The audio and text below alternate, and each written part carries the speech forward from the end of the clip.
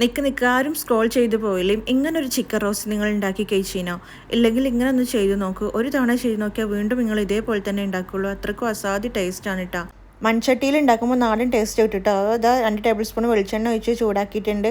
അതിലേക്ക് ഒരു 1/4 ടീസ്പൂണ് ചെറിയ ജീരകം ഇട്ട് പൊട്ടിച്ചെടുത്തിട്ടുണ്ട്.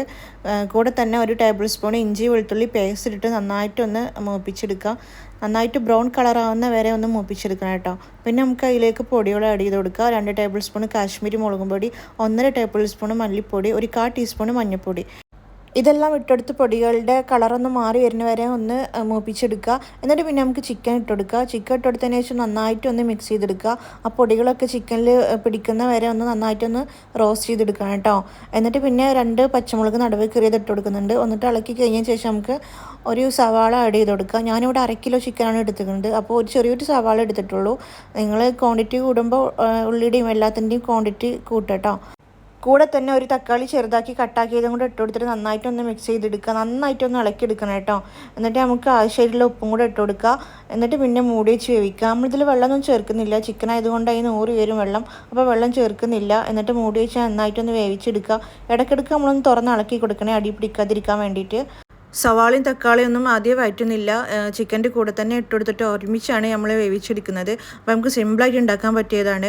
പിന്നെ കൂടെ തന്നെ കുറച്ച് കറിവേപ്പില തൂക്കി കൊടുക്കുന്നുണ്ട്. അതൊന്ന് മിക്സ് ആക്കിയതിന് ശേഷം ഒരു 1/2 ടീസ്പൂൺ ഗരം മസാലയും 1/4 ടീസ്പൂൺ കുരുമുളകും പൊടി ഒന്ന് ചേർത്ത് കൊടുക്കുക. എന്നിട്ട് നന്നായിട്ടൊന്ന് മിക്സ് ആക്കി എടുത്തതിന് ശേഷം നമുക്ക് ജസ്റ്റ് ഒന്ന് മൂടി വെച്ച് വേവിക്കുക.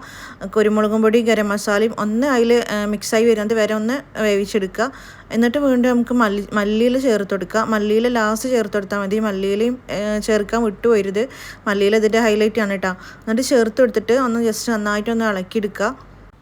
ഇനി നമുക്ക് സ്റ്റൗ ഓഫ് ചെയ്ത് കൊടുക്കുക. ഓഫ് ചെയ്ത് കഴിഞ്ഞാലും 1 മിനിറ്റ് ഒന്ന് ഇളക്കി എടുക്കണേ. അപ്പോൾ ഇത്രയേ ഉള്ളൂ. ഇതൊന്ന് 5 മിനിറ്റ് ഇരുന്ന് കഴിഞ്ഞാൽ ഡ്രൈ ആവും ചെയ്യും. ഒന്നുകൂടെ കളർ മാറി കിട്ടും ചെയ്യും കേട്ടോ. അപ്പോൾ നല്ല അടിപൊളിയായിട്ടുള്ള എല്ലാത്തിൻ്റെയും കൂടെ കോമ്പിനേഷനായിട്ടുള്ള ചിക്കൻ റോസ്റ്റ് തയ്യാറായിട്ടുണ്ട്. പൊറോട്ടയുടെ കൂടെ, ചപ്പാത്തിൻ്റെ കൂടെ, റൈസിൻ്റെ കൂടെ, എല്ലാത്തിൻ്റെയും കൂടെ ബെസ്റ്റ് കോംബോ ആണ് കേട്ടോ. അപ്പോൾ നിങ്ങൾ ആരെങ്കിലും ഈ രീതിയിൽ ഉണ്ടാക്കുന്നവരുണ്ടെന്നുണ്ടെങ്കിൽ അഭിപ്രായം ഒന്ന് കമൻറ്റ് ചെയ്യണേ. അതല്ല ട്രൈ ചെയ്ത് നോക്കാത്തവരാണെന്നുണ്ടെങ്കിൽ ഒരു വട്ടമെങ്കിലും ഇങ്ങനെ ഒന്ന് ട്രൈ ചെയ്ത് നോക്കിയിട്ട് നിങ്ങളുടെ അഭിപ്രായങ്ങളൊന്ന് താഴെ കമൻറ്റായി അറിയിക്കണേ.